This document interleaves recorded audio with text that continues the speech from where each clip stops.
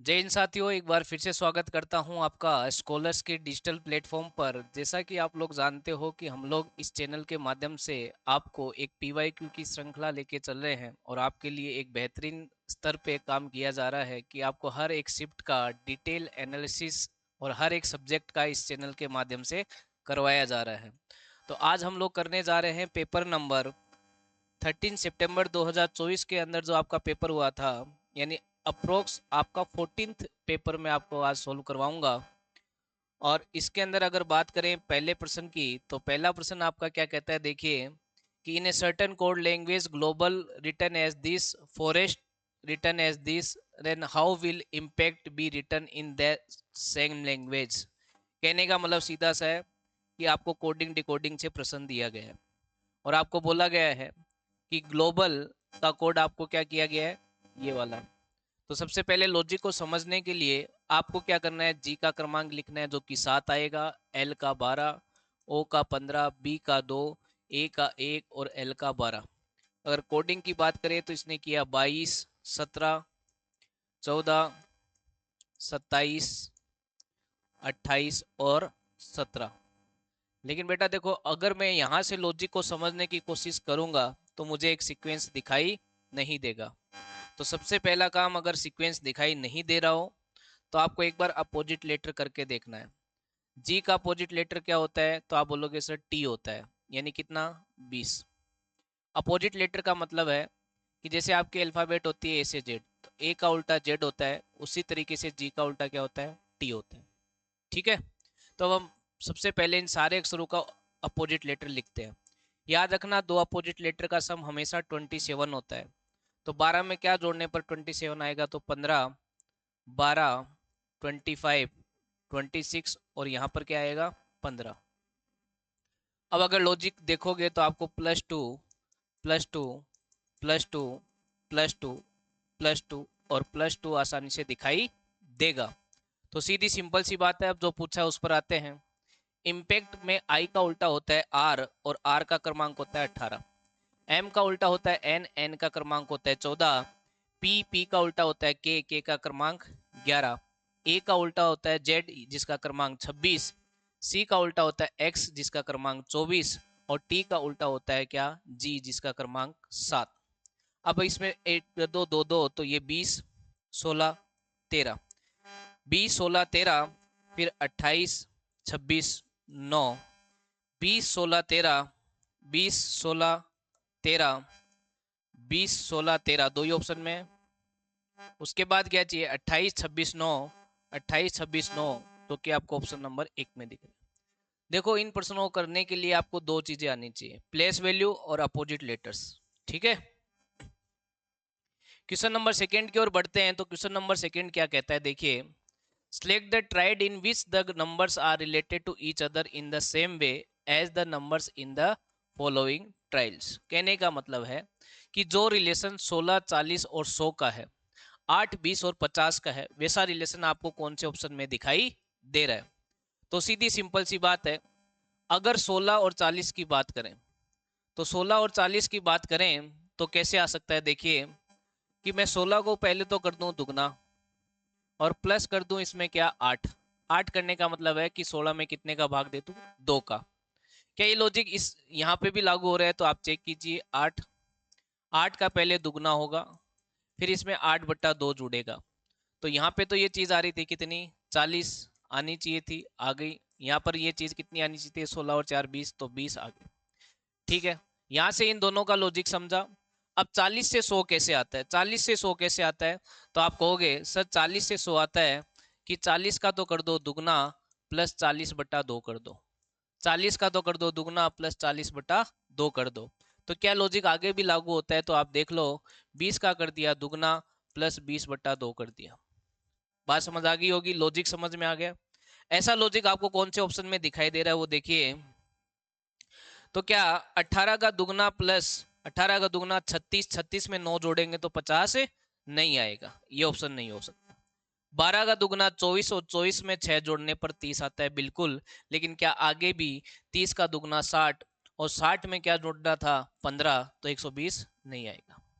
क्या ये लॉजिक यहाँ पे लागू होता है, तो आप कहोगे सर हो सकता है, क्योंकि 24 का दुगना कितना 48, और 48 में 12, इसका मतलब 24 का आधा जोड़ दिया तो कितना आ गया 60, और इसी तरीके से 60 का दुगना तो आप बोलोगे सर 120, और 120 में 60 का आधा यानी 30 जुड़ेगा तो आपको 150 मिल जाएगा। ये था इसमें लॉजिक जो आपको पहचानना था। नेक्स्ट क्वेश्चन नंबर अपन चलेंगे क्वेश्चन नंबर थर्ड की ओर। तो क्वेश्चन नंबर थर्ड क्या कहता है, देखिए पेपर कटिंग और फोल्डिंग का आपका ये प्रश्न है, जहाँ पे कहता है कि इस पेपर को वापस से अनफोल्ड करोगे तो आपको इन दिए गए 4 ऑप्शन में से कैसी आकृति दिखाई देगी। देखो सीधी सिंपल सी बात है, जो सबसे लास्ट में फोल्डिंग हुई है वो सबसे पहले अनफोल्डिंग होगी। जब ये अनफोल्डिंग होगी तो एक एरो इस साइड मूव करता हुआ दिखाई देगा, यानी एक दूसरे की तरफ, और जब दूसरी अनफोल्डिंग होगी तो यही आकृतियां आपको इधर दिखाई देगी, और ये जो चेहरे हैं, ये जो एरो है वो एक दूसरे की तरफ होंगे। बस इसी पैटर्न को समझकर अपन आंसर करने की कोशिश करते हैं। तो आपको ये दो दिखाई दी, ये एक दूसरे के आमने सामने दिखाई दी, ठीक है। आगे बात करें तो ये देखो ये नहीं हो सकता, क्योंकि आप ये देखो कि डॉट के इस साइड जो चीज थी वो डॉट के इस साइड ही रहेगी, इस साइड नहीं आ सकती। क्लियर है बात। ये चीज आपको यहाँ पे भी दिखाई दी, ये चीज ठीक है, ये चीज ठीक है। मैं एक बार अप्रोक्सीमेशन में जा रहा हूँ कि कौन सा डायरेक्ट एलिमिनेट हो रहा है, पहले उसको एलिमिनेट कर रहा हूँ। क्या ये आंसर हो सकता है क्या? तो आपने कहा सर इन दोनों का फेस एक दूसरे की तरफ है, तो हो सकता है। चलो अब बच गए मेरे पास कितने ऑप्शन, 3 ऑप्शन। 3 ऑप्शन में से आगे की बात करें तो आपको ये एक डॉट यहाँ दिखाई देगा और 2 डॉट ऊपर की ओर दिखाई देंगे, जो कि कॉर्नर में देखो ये एकदम पास पास में दिखाई दे रहा है, ये पास पास में दिखाई दे रहे हैं, पास पास में नहीं दिखेंगे, यानी ये भी आपका ऑप्शन एलिमिनेट हो गया। अब आपके पास बचे 2 ऑप्शन। इन 2 ऑप्शन में क्या डिफरेंस है? तो आप कहोगे सर इन दोनों में जो डिफरेंस है वो इस एरो का है, इस एरो का। तो एक बात बताओ मुझे, जब यहाँ चीजें आमने सामने हैं और ये जब अनफोल्ड होगा तो क्या ये अभी भी आमने सामने नहीं रहेंगे क्या? इनका फेस एक दूसरे की तरफ नहीं रहेगा क्या? तो आप बोलोगे सर बिल्कुल रहेगा, इसका मतलब यही आपका आंसर होगा, यह भी एलिमिनेट हो गया। क्लियर है बात। इस तरीके से एक एक चीज को देखते हुए आप ऑप्शन एलिमिनेट करो। नेक्स्ट क्वेश्चन नंबर 4 की ओर चलते हैं। तो क्वेश्चन नंबर 4 आपको एक सीरीज दिखाई दे रही है, नॉन वर्बल सीरीज जिसे कह सकते हैं, जहां पर आपको क्या पैटर्न दिख रहा है, देखिए कि एक लाइन, फिर दूसरी आपको वर्टिकल दी, फिर तीसरी हॉरिजॉन्टल, फिर चौथी वर्टिकल, अब तो पांचवी क्या आएगी, हॉरिजॉन्टल आएगी। और ऐसा ऑप्शन किस में दिखाई दे रहा है? इसमें भी नहीं दे रहा, इसमें भी नहीं दे रहा, इसमें भी नहीं दे रहा, आपका ऑप्शन नंबर डी आंसर हो जाएगा। क्लियर हुई बात, आसान प्रश्न था। नेक्स्ट क्वेश्चन नंबर 5 की ओर मूव करते हैं। तो क्वेश्चन नंबर 5 आपका एक एनालॉगी का प्रश्न दिखाई देता है। मैं क्यों कहता हूं बार बार कि प्रश्न को भी कितना पढ़ना है, ये अगर सीखना हो तो आपको शिफ्ट ज्वाइन करना पड़ेगा। प्रश्न को पूरा पढ़ोगे, पूरे पेपर में आप कम से कम 5 मिनट ज्यादा एक्स्ट्रा टाइम वेस्ट करोगे। जिस बच्चे को पता है कि ये जो सिंबल है वो सादृश्यता से के टॉपिक से आते हैं, एनालॉगी के टॉपिक से आते हैं, तो इसमें आपको अब ज्यादा नहीं सोचना, क्वेश्चन की ओर बढ़ना है। अगर इनको पैटर्न को समझने की कोशिश करें तो देखो, आर का क्रमांक होता है 18, ई का होता है 5, ए का होता है 1, डी का होता है 4, ई का होता है 5 और आर का 18। जैसे ही मुझे अल्फाबेट दिखाई देते हैं मैं उनकी प्लेस वैल्यू लिख लेता हूँ। अब इस चीज से ये लिखा गया है, यानी 5 लिखा गया है, 18 लिखा गया है, 26, 23, उसके बाद 18 और 5। अगर लॉजिक समझे अपन तो ये यहाँ पे क्रॉस दिखाई देता है, और यहाँ पे मेरे को जो है वो 2 अपोजिट लेटर दिखाई देते हैं। अपोजिट लेटर का मतलब होता है जिनका सम 27 होता है, ठीक है। और फिर से ये क्रॉस दिखाई दी, तो मुझे ये पैटर्न समझ में आ रहा है। क्लियर है बात। और ये पैटर्न आपका ठीक यहाँ पर भी लागू होगा, लेकिन अब मैं पहले डायरेक्ट ऑप्शन की ओर जाऊंगा इसको चेक कर कर, क्योंकि अगर मेरा ये पैटर्न मैच हो गया और ऑप्शन मैच हो गया तो मुझे इसमें समय खराब करने की आवश्यकता नहीं है। तो अगर मैं इसके क्रमांक लिखने जाऊं तो ये होगा 10, ये 9, ये 14, ये 7, ये 12 और ये 5। अब आपको पता है ये क्रॉस हो जाएगा, 10 और 9 आ जाएगा। यहाँ पे आपके आएंगे अपोजिट लेटर और फिर आएंगे 5 और 12। क्लियर है बात। अब 14 में आप 13 जोड़ोगे तो 27 बनेगा, और 7 में 20 जोड़ोगे तो 27 बनेगा। तो आपका आंसर क्या हो जाएगा? IJMTEL। IJMTEL आपका ऑप्शन नंबर 4 में आपको दिखाई दे रहा है, ठीक है। नेक्स्ट क्वेश्चन नंबर 5 की ओर चलते हैं। तो क्वेश्चन नंबर 5 आपको एक ब्लड रिलेशन का दिखाई दे रहा है, और इस प्रश्न को अगर आप ध्यान से देखोगे तो ये प्रश्न आपको बहुत बड़ा यानी बहुत टाइम कंज्यूम करने वाला दिखाई देगा। और मैं आपको बार बार कहते आ रहा हूं, बच्चा जरूर सीखेगा हर एक शिफ्ट से कि मुझे कौन सा पहले ऑप्शन लेना चाहिए। तो चलो बात करते हैं कि आपको क्या दिया है। आपको ये पहले तो सारी इंस्ट्रक्शन दी है, उसके बाद बोला है कि which of the following means P the son's wife of T. कहने का मतलब है पी टी की पुत्र वधु कैसे होगी। कौन से ऑप्शन में आपको ये दिखाई दे रहा है कि पी टी की पुत्र वधु होगी? क्या केवल दूसरे में दिखाई दे रहा है, क्या केवल दूसरे तीसरे और चौथे में, या केवल पहले में, या केवल पहले और दूसरे में? चलो चेक करते हैं। पहले डी चेक करते हैं। डी को चेक करते हैं, क्यों? क्योंकि इसमें दो चीजें दी गई है, तो एटलीस्ट अपन को दो तो चेक करनी ही पड़ेगी। बात करते हैं पहले की, तो टी स्लैश बी माइनस का के स्टार पी और प्लस का ओ। अब मुझे बताओ प्लस मीन्स क्या दिया, तो आपने कहा सर मदर दिया। स्टार मीन्स क्या दिया आपको, तो आपने बोला सर स्टार मीन्स हस्बैंड दिया। और माइनस का मीनिंग आपको क्या दिया, तो आपने बोला सर फादर। उसके बाद स्लैश का मीनिंग आपको क्या दिया, तो आपने बोला वाइफ। चलो चेक करते हैं। पी टी की वधु होनी चाहिए, तो आपको पी ओ टी से ही मतलब होना चाहिए, उससे पहले नहीं होना चाहिए। पी टी की पुत्र वधु। एक बात मुझे बताओ, प्लस में क्या है एम, तो यहाँ से माइनस आएगा, बिल्कुल आएगा, क्योंकि ये मदर है। अब यहाँ से चेक करो, ये मैं, ये मेरा हस्बैंड, ये मेरे हस्बैंड के पिता, ये मेरे हस्बैंड के पिता यानी मेरे ससुर, और मेरे ससुर की वाइफ कौन होगी? मेरी सासू माँ। यानी डेफिनेटली इस रिलेशन में पीटी की पुत्र वधु होगी। यानी ये बात तो सत्य है कि पहला तो आपका सही है। अगर पहला सही है तो ये ऑप्शन नहीं होगा, ये ऑप्शन नहीं होगा, इन दो में से कोई एक आंसर होगा। क्लियर है बात? अब बात करते हैं दूसरे को चेक करने की आवश्यकता क्यों पड़ी, क्योंकि ऑप्शन दो बच गए। ठीक है, दूसरे को चेक करें, जहां पे आपको दिया है टी प्लस का के स्टार पी प्लस का बी और परसेंटाइल ओ। परसेंटाइल का जो आपको मीनिंग दे रखा है वो क्या दे रखा है? सिस्टर, तो आपने लिखा सिस्टर। प्लस का मीनिंग आपको क्या दे रखा है? तो आपने कहा मदर, तो आपने लिख दिया मदर। स्टार का मीनिंग आपको क्या दे रखा है? हस्बैंड, तो आपने लिखा हस्बैंड। और प्लस का मीनिंग आपको क्या दिया? मदर, तो आपने लिख दिया मदर। चलो, बात आ रही है टी और पी की, तो बस यहीं पे बात करेंगे। और यहाँ से बस इतना देखना है पी पे जेंडर क्या आ रहा है। तो बी की मदर पी है, इसका मतलब इस पे जेंडर माइनस आएगा, यानी एक महिला होगी। अब देखो, ये मैं, ये मेरा हस्बैंड, और ये मेरे हस्बैंड की माँ यानी मेरी सासू माँ। तो अब इस रिलेशन में भी देखो जो है पी जो है वो पुत्र वधु हो रही है, किसकी? टी की हो रही है। इसका मतलब दूसरा भी सही है, यानी आपका जो आंसर है वो इसका क्या होगा? Both first and second are correct. Clear हुई बात? नेक्स्ट क्वेश्चन नंबर 7 की ओर मूव करता हूं, जहां पर मुझे वापस से एक कोडिंग डिकोडिंग का प्रश्न दिखाई दे रहा है, जहां पर कहता है RETAINED return as this and maturity return as TIRUTAMY। उसी वे के अंदर फायरवॉल क्या कोड होगा? देखो, अगर आप इन सब दो को गौर से देखो तो आपको सारे लेटर जो है वही दिखाई दे रहे हैं जो इसमें यूज हुआ है। यानी ये फिक्स कोडिंग है रीअरेंजमेंट वाली। ये फिक्स कोडिंग है कौन सी? रीअरेंजमेंट वाली। तो रीअरेंजमेंट वाली चीजों को करने के लिए मैं इसको एक दे देता हूं, इसको दो, इसको तीन, इसको चार, फिर ये पांच, फिर ये छह, फिर ये सात, और ये फिर ये आठ। ठीक है, अब सबसे पहले इसने ई लिखा है, तो ई कहाँ कहाँ पर है? तो आपने कहा सर ई एक तो दूसरे नंबर पर है, और एक ई है आपके सातवें नंबर पे। तो पहला कोड जो या दो दूसरे लेटर का होगा या क्या होगा? सातवें लेटर का। एन की बात करें तो एक ही है, और एन जो है वो आपके कौन से नंबर पे है? तो 6 नंबर पे है, यानी दूसरा लेटर जो है वो छठे नंबर का आएगा। फिर उसके बाद क्या देखा आपने? आई। आई जो है वो कौन से नंबर पे था? तो आपने कहा सर आई जो है वो पांचवें नंबर पर है। एक दो तीन चार और पांचवें नंबर पे है, तो आएगा 5। इतना बस 3 लेटर एक बार चेक करो, ताकि क्या हो सकता है ऑप्शन एलिमिनेट हो जाएंगे। अगर हो जाएंगे तो बात खत्म हो जाएगी।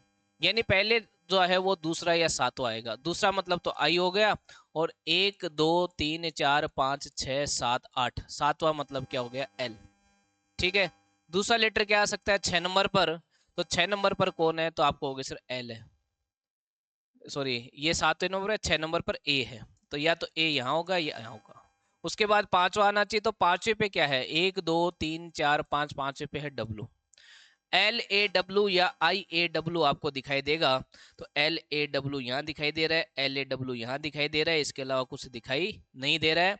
अब आपको एक और चेक करना, नहीं एक और चेक नहीं करना, आपको ई और आर तक जाना है ताकि ये ऑप्शन भी एलिमिनेट हो पाए। ठीक है, अगर बात करें 3 लेटर के बाद, तो चौथा लेटर इसने ए लिया, और ए जो है वो कौन से नंबर पे आता है, तो आपने कहा चौथे नंबर पर, और इसमें चौथे नंबर पर क्या आता है, तो 1 2 3 4, चौथे नंबर पर क्या आता है, ई आता है। ठीक है, फिर आएगा क्या, ए के बाद टी लिया इसने, तो टी का मतलब आ गया तीसरा नंबर, और तीसरे नंबर पर इसमें क्या आता है, 1 2 3 आर आता है। ई के बाद आर कौन से ऑप्शन में आ रहा है, ई के बाद आर इस ऑप्शन में आ रहा है, तो यही आपका आंसर हो जाएगा, ये भी एलिमिनेट हो गया। भले 2 सेकंड बचे, 3 सेकंड बचे, 3 ऑप्शन एलिमिनेट कर दिए, तो यही आपका आंसर होगा। क्लियर है बात? नेक्स्ट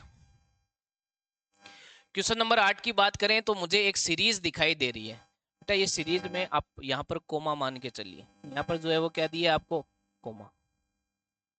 ठीक है, और अब इस सीरीज को अगर देखोगे तो आपको क्या दिखाई दे रहा है, 9 का दुगना दिखाई दिया, फिर 17 का दुगना -1 दिखाई दिया, फिर 33 का दुगना -1 दिखाई दिया, फिर 65 का दुगना -1 दिखाई दिया। तो अब यहाँ पे भी गुणा 2 -1 दिखाई देगा। और अगर इसकी बात करूं तो 200 और 258 -1, 257 आपका आंसर हो जाएगा। क्लियर है बात? यानी लॉजिक क्या है, इंटू 2 - 1, इंटू 2 - 1। क्लियर हुई बात? नेक्स्ट आगे बढ़ते हैं क्वेश्चन नंबर 9 की ओर, जहां पर आपको पेपर कटिंग फोल्डिंग का एक और क्वेश्चन दिखाई दिया, और वही सेम चीज अपन को करनी है कि सबसे पहले मिरर यहाँ लगाएंगे, और जब मिरर यहाँ लगाएंगे तो ये ऐसे दिखाई देगा, और ये यहाँ पे दिखाई देगा। ये आधा कंप्लीट। फिर मिरर इधर लगेगा, इधर लगेगा, तो ये आपका ऐसे बन जाएगा कुछ इस तरीके का, और ये 2 जीरो आपको यहाँ पे दिखाई देंगे। ऐसा कौन से ऑप्शन में दिख रहा है, तो बिल्कुल ऑप्शन नंबर ए में दिख रहा है। बी नहीं होगा, सी नहीं होगा, और डी में और ए में क्या फर्क है, वो है इस डिस्टेंस का, इस डिस्टेंस का। ये डिस्टेंस इतनी बड़ी नहीं होगी। क्लियर है बात? तो आपका आंसर हो जाएगा ए। क्लियर हुई बात? नेक्स्ट क्वेश्चन नंबर अपन चलेंगे 10th की ओर। तो क्वेश्चन नंबर 10 क्या कहता है, देखिए कि एक निश्चित तर्क के अनुसार 16 का संबंध 30 से है, यानी 16 जो है वो रिलेटेड है किससे, 16 रिलेटेड आपका है 30 से, और 81 का रिलेशन है वो किससे है, 1110 से। मुझे बताओ 16 से क्या याद आता है, तो आप बोलोगे सर 16 से आता है 4 का स्क्वायर याद। ठीक है, अगर बात करें 30 से क्या याद आता है, तो आप बोलोगे सर 6 का स्क्वायर -6 दिखाई देता है। मैं बोला ठीक है। और 81 से आपको क्या दिखाई देता है, तो आप बोले 9 का स्क्वायर। और 110 से आपको क्या दिखाई देता है, तो आप बोलोगे सर 11 का स्क्वायर -11। यानी कहने का मतलब है कि दो नंबर आप लगातार लोगे, दो नंबर लगातार नहीं, एक एकांतर क्रम वाले यानी अल्टरनेट नंबर, 4 के बाद 5 नहीं लिया, 6 लिया, 9 के बाद 10 नहीं लिया, क्या लिया, 11, और इस पैटर्न को फॉलो कराओ।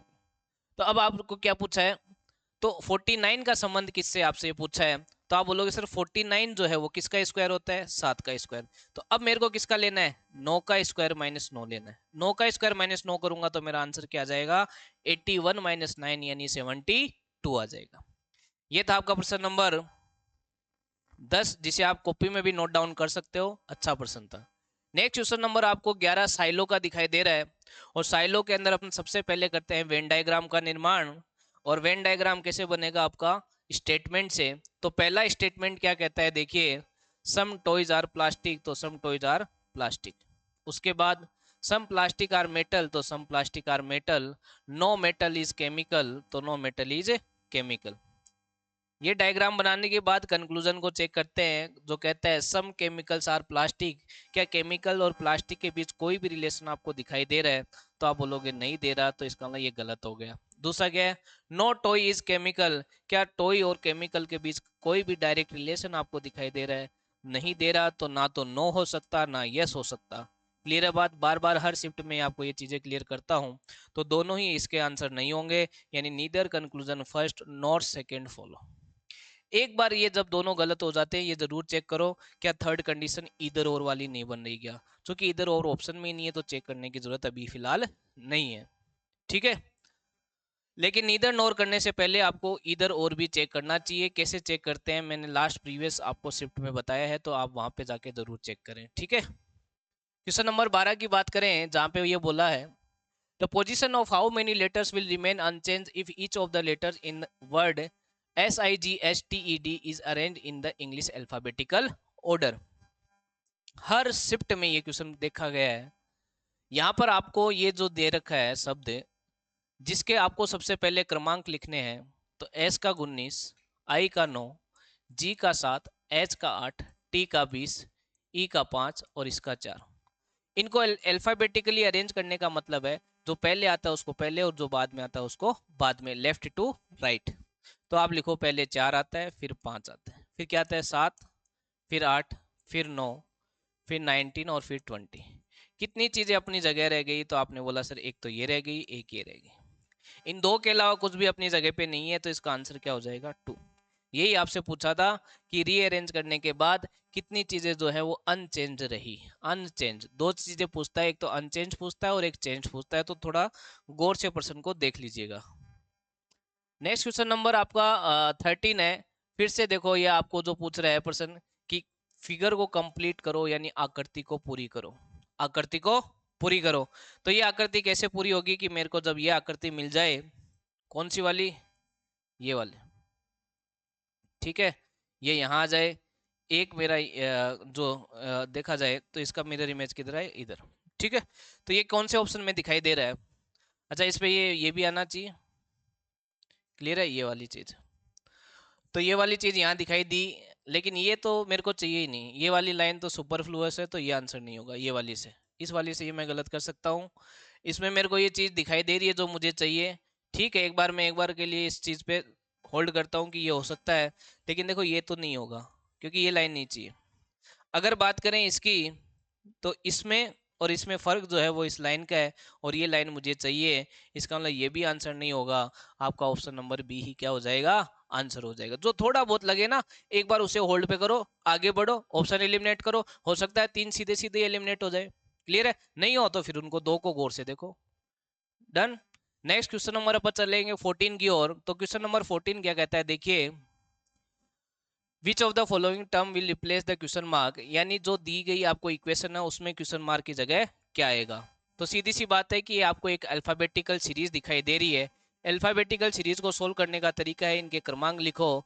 जहां पे भी रीजनिंग में आपको अल्फाबेट दिखाई देते हैं उनकी प्लेस वैल्यू लिख लिया करो, बहुत चीजें आसानी से सोल्व हो जाती है, ठीक है। 18, 12, 25 और 22, उसके बाद 16, 10, 23 और 20। लॉजिक को समझते हैं, तो यहाँ पे -2 दिखाई दिया, फिर क्या दिखाई दिया? -2, फिर क्या दिखाई दिया? -2, और फिर क्या दिखाई दिया? -2। सीधा सीधा लॉजिक है, तो क्यों ना इस पे डायरेक्ट आ जाए। n का -2 करोगे तो क्या आएगा? 14 -2 करोगे तो l आएगा। h -2 यानी 8 -2 करोगे तो 6 आएगा। और u -2 करोगे तो क्या आ जाएगा? s। और r -2 करोगे तो कितना आएगा? 18 -2 16 यानी p आएगा। l f s p, L F S P आपका आंसर हो जाएगा। क्लियर हुई बात? नेक्स्ट क्वेश्चन नंबर अपन चलेंगे 15 की ओर। क्वेश्चन नंबर 15 कहता है 3 of the following 4 number pair are alike in a certain way and thus form a group which number pair does not belong that group. कहने का मतलब है कि 4 ऑप्शन में जो दिए गए आपको 3 में कुछ समानताएं हैं, सिमिलरिटी है, एक आपका अलग है जिसे आपको बताना है। चलो 31 और 41 से आपके दिमाग में एक चीज आनी चाहिए कि यार ये प्राइम नंबर दिख रहे हैं। प्राइम नंबर क्या होते हैं? अभाज्य संख्या। अभाज्य संख्या क्या होती है? अभाज्य संख्याएं वो संख्या है जिनमें कम से कम 2 फैक्टर और ज्यादा से ज्यादा कितने फैक्टर? 2। यानी कम से कम 2 संख्याओं का भाग जाना चाहिए और ज्यादा से ज्यादा संख्याओं में कितनी होनी चाहिए? 2। क्लियर है बात? अब कुछ बच्चे बोलेंगे सर कम से कम 2 वाली बात क्यों बोली? तो वो एक के लिए बोली। एक में खुद का भाग जाता है लेकिन और किसी का नहीं जाता। तो अभाज्य बनने के लिए एटलीस्ट और मैक्सिमम दोनों कितने फैक्टर होने चाहिए? 2। ठीक है। 31 आपका क्या होता है? अभाज्य संख्या। ठीक है। 31 के बाद क्या आता है? 37, और 37 के बाद क्या आता है? 41। ठीक है। 73 की बात करें तो 73 आता है। 73 के बाद अगर अभाज्य संख्या की बात करें तो 79 आता है। ठीक है। 83 की बात करें तो 83 के बाद कौन सा अभाज्य संख्या होती है आपकी? 89। 89 अभाज्य संख्या होती है आपकी 89? आपको मान लो डाउट हुआ कि 89 अभाज्य संख्या होती है क्या, तो कैसे चेक करें? 2 का इसमें जाएगा नहीं, 9 और 8 17 का जाएगा नहीं, ठीक है, 4 का नहीं जाएगा, 5 का नहीं जाएगा, 6 का नहीं जाएगा, 7 का नहीं जाएगा, 8 का नहीं जाएगा, 9 का नहीं जाएगा। ये चेक करने के बाद आप एक काम और करना मेरी तरफ से, 6 का भाग देख के देखना। तो आपने कहा 6 कम 6 कितना बचेगा? 2। अब इसमें 6 का भाग जाएगा तो कितना बचा? तो आप बोलोगे सर 4 बार जाएगा, 5 शेषफल बचा। अधिकतर प्राइम नंबर जो होते हैं, अधिकतर याद रखना, अधिकतर उसका रिमाइंडर 6 का भाग देने पर या तो 5 आता है या 1 आता है। तो अगर मुझे कभी डाउट होता है कि ये प्राइम नंबर है क्या, मैं ये काम करके देख लेता हूँ। ठीक है, 89 हर जगह तो सही नहीं होगे, लेकिन 90% जगह सही हो जाओगे। इसके अलावा कोई उपाय नहीं है अभाज्य संख्याओं का। 89 और 89 के बाद आपका अभाज्य संख्या जो है वो क्या आती है? 97। क्या आती है? 97। 89 होती है ना? बिल्कुल होती है। क्या 91 होती है अभाज्य संख्या? नहीं। किसका भाग जाता है? अगर बात करें 91 की तो अभाज्य संख्या नहीं होती, किसका भाग जाता है वो आप बताना मेरे को कमेंट में। अगर बात करूं 61 की और 71 की, तो 61 और 61 के बाद 67 आपकी अभाज्य संख्या होती है और 71। अब आप इसमें अगर लॉजिक देखोगे तो ये तीन जो है, ये तीन जो है अभाज्य संख्याओं में एक लॉजिक ये है कि बीच वाली संख्या को छोड़ दिया, बीच वाली संख्या को छोड़ दिया, जबकि यहाँ पे क्या है? लगातार दो अभाज्य संख्या है, लगातार दो अभाज्य संख्या है। क्लियर है बात? तो यही आपका आंसर हो जाएगा। कमेंट में बताना क्या 91 आपकी अभाज्य संख्या है क्या? नहीं है तो उसमें किसका भाग जाता है। नेक्स्ट बात अपन करते हैं। तो फिर से आपको एक क्वेश्चन नंबर 16 में साइलो दिखाई दे रहा है, जहां पे आपको क्या करना है? वेन डायग्राम बनाना है। वेन डायग्राम किससे? स्टेटमेंट से। पहला स्टेटमेंट क्या है? सभी फल जो है वो खट्टे हैं, ऑल फ्रूट आर सावर।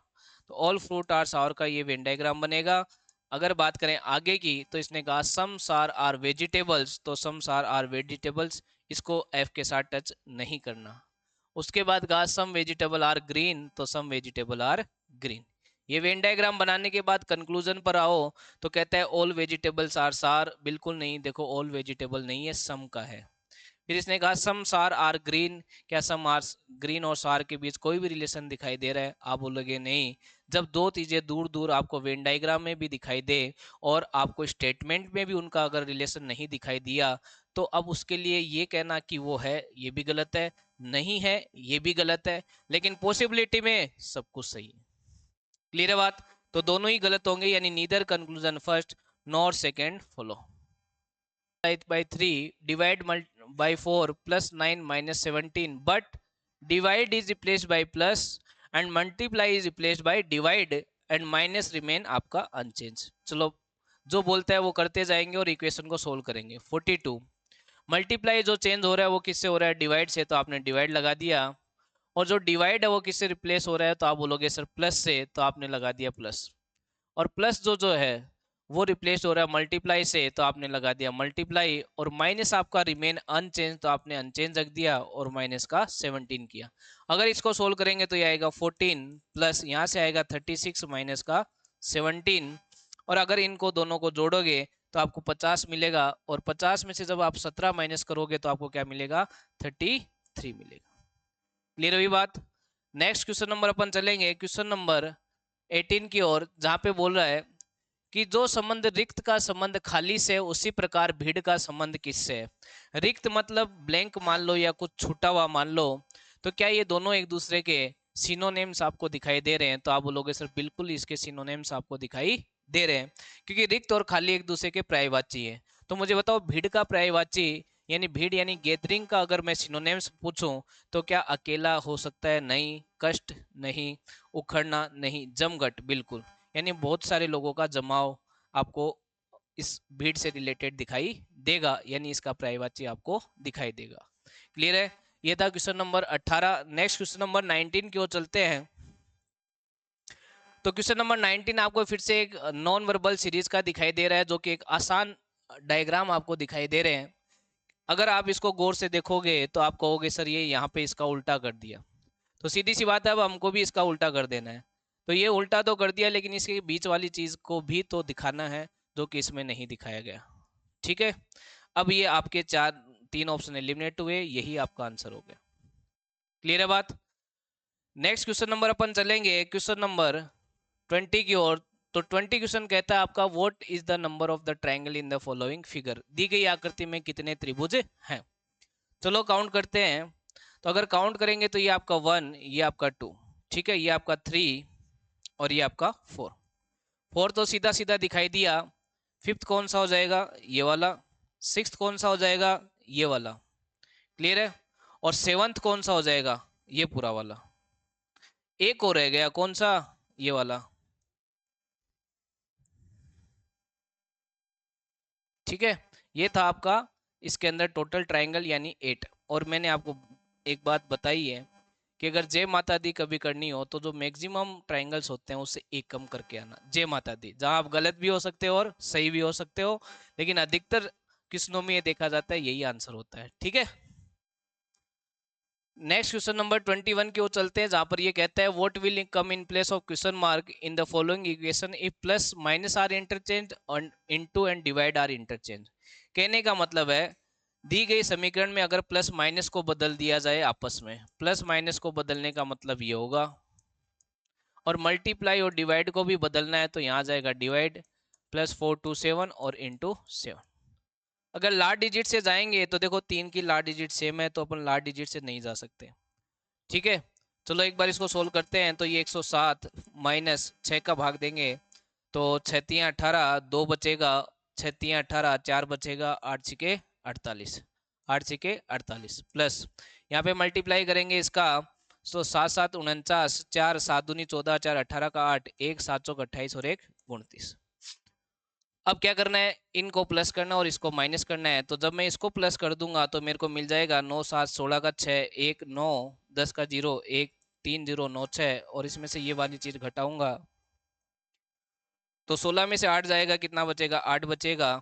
और 9 में से जब 4 जाएगा तो क्या बचेगा? 5, यानी 5 और 8 होना चाहिए, 5 और 8 एक में, यही आंसर हो जाएगा। आगे और भी अगर इसको सोल्व करो तो कर सकते हो। यहाँ पे 9 में से 4 गया, 5 बच गया, फिर 10 में से 3 जाएगा, 7 बचेगा, एक यहाँ जाएगा, तो 275 टर्म का आंसर हो जाएगा। नेक्स्ट क्वेश्चन नंबर 22 की ओर मूव करते हैं। तो आपको एक रिपीटेड बोल सकते हो या फिर कंटिन्यूअस सीरीज दिखाई देते हैं, और हर एक शिफ्ट में इस चीज को सोल्व करने का तरीका बताया है, या तो ग्रुप बनाकर या ऑप्शन से। सबसे पहले ग्रुप बनाने की कोशिश किया करो तो आप देखोगे इसमें टोटल नंबर तो आप कहोगे 1 2 3 4 5 6 7 8 9 10 11 12 13 14 15 16 17 18 19 20 और 21। 21 के ग्रुप क्या बनते हैं? या तो 3 3 का बनेगा या फिर 7 7 का बनेगा। 3 3 के ग्रुप जब आप बना रहे हो तो आप ये देख रहे हो कि चीजें जो है अल्टरनेट मेरे को दिखाई तो दे रही है, लेकिन अल्टरनेट ये दिखाई नहीं दे रही। तो 3 3 के ग्रुपिंग में चीजें स्पष्ट रूप से दिखाई नहीं दे रही। तो पहले आप ट्राई करो 3 का ना बनाकर किसका? 7 का। तो 7 का अगर ग्रुप बनाऊंगा तो 1 2 3 4 5 6 7, ये 1 2 3 4 5 6 7, ये देखो यहाँ पर F से शुरू हुआ तो यहाँ पे भी हो सकता है F पे खत्म, F पे खत्म, और ये भी F पे खत्म। इसका मतलब 7 7 का ग्रुप मुझे दिखाई देगा। अगर 7 7 का ग्रुप दिखाई देगा तो एफ एच उसके बाद जी, तो यहाँ जी आ जाएगा, यहाँ एफ आ जाएगा। ठीक है, F H G, F H G. उसके बाद एफ एच जी के बाद एच आना चाहिए तो यहाँ एच आ जाएगा, यहाँ भी एच आ जाएगा। एच के बाद डबल एच है सब जगह तो डबल एच हो जाएगा। ठीक है, तो ये और लास्ट में आ जाएगा जी जी। तो आपका आंसर हो गया जी H F H G H H G. H H G, H H G आपको इसी ऑप्शन में दिखाई दे रहा है। और पूरा चेक करोगे तो जी H F H G H H G आपको ऑप्शन नंबर 4 में दिखाई दे रहा है। अगर नहीं देता तो फिर ऑप्शन से इसको अपन पुट करते और ग्रुप बनाने की कोशिश करते। क्वेश्चन नंबर नेक्स्ट आपका 23 कहता है based on the position in the English alphabetical order 3 of the following letters cluster are alike in some manner and one is different। कहने का मतलब है कि जो 4 ऑप्शन आपको दिए हैं उनमें 3 में कुछ ना कुछ समानता है, एक आपका अलग। तो इसको देखने के लिए आपको क्रमांक लिखने होंगे, एस का 19, वी का 22, एक्स का 24 और जेड का 26। यहाँ पे टी का 20, डब्लू का 23, वाई का 25 और जेड का 26। क्लियर है बात? तो इन दो में से कोई आंसर हो जाएगा, क्योंकि यहाँ पर आपका मिल रहा है +3 और यहाँ पे आपको क्या मिल रहा है +2। यहाँ पे +3 तो मिला, लेकिन यहाँ पे +1 मिला है, तो दो में से कोई एक आंसर होगा, वो ये डिसाइड कर देगा। ई का होता है 5, एच का होता है 8, जे का होता है 10 और के का होता है 11। यहाँ +1 आया, यहाँ +3 आया, तो +3 +1 होना चाहिए था, जो कि ऑप्शन नंबर ए में नहीं है। ऑप्शन नंबर ए में नहीं है। इसको चेक करना नहीं पेपर में, लेकिन फिलहाल के लिए आप चेक करना चाहो तो कर सकते हो। यहाँ पे भी आपके +3 ही है, कैसे? जेड, ए और बी। उसके बाद डी में एक प्लस है, क्लियर है बात? तो +3 +1 का था सिमिलरिटी, और एक आपका और था। क्वेश्चन नंबर 24 की बात करें तो फिर से आपका ये क्वेश्चन कहता है कि जो रिलेशन 148, 126 और 104 का है, साथ ही साथ 98, 76 और 54 का है, वह रिलेशन कौन से दिए गए ऑप्शन में से होगा? तो देखिए, अगर बात करें इस क्वेश्चन की, तो ये क्वेश्चन आपका क्या कहता है, अगर मैं डिफरेंस से जाऊं, अगर मैं इसको डिफरेंस से लेके चलूं, तो यहाँ पे आपको डिफरेंस कितने का दिखाई दिया? तो आपने कहा सर 2, 2 यानी 22 का। और आगे डिफरेंस कितने का दिखाई दिया? तो आपने कहा सर 2 और 2, 22 का। अगर मैं बात करूं यहाँ पर क्या 22 का डिफरेंस है, तो आप कहोगे सर बिल्कुल 22 का है। और यहाँ पे भी डिफरेंस कितने का? तो आपने कहा सर 22 का। तो 22 का डिफरेंस आना चाहिए, तो 2 लार्ज डिजिट आ रही है, 2 लार्ज डिजिट आ रही है। क्या यही आंसर है क्या? तो आप बोलोगे सर 37 में 22 जोड़ेंगे तो 49 नहीं आएगा, 37 में 22 जोड़ने पर 49 नहीं आएगा, तो ये आंसर नहीं होगा। क्या 35 में 22 जोड़ने पर 57 आता है? तो आप कहोगे सर ये तो आता है, ये तो आता है, देखिए 5 और 2 7, 3 और 2 5 और 1। क्या ये भी आता है?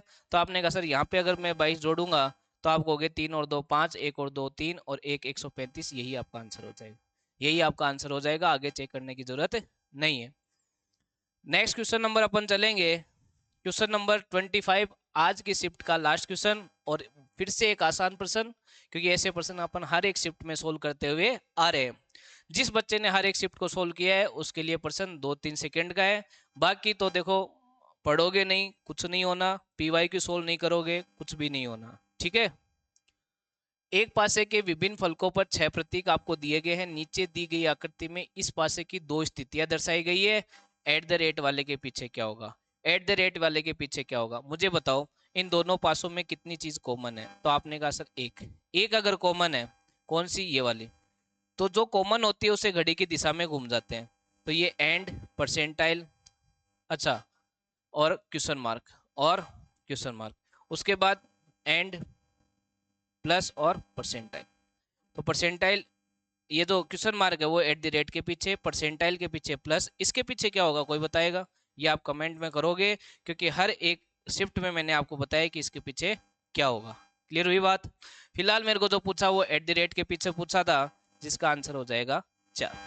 ये था आज का डिटेल एनालिसिस आपके जो 13 सितंबर की सेकेंड शिफ्ट थी उसका। अगली शिफ्ट का अपन करेंगे नेक्स्ट लेक्चर में। तो तब तक के लिए धन्यवाद। जय हिंद, जय भारत।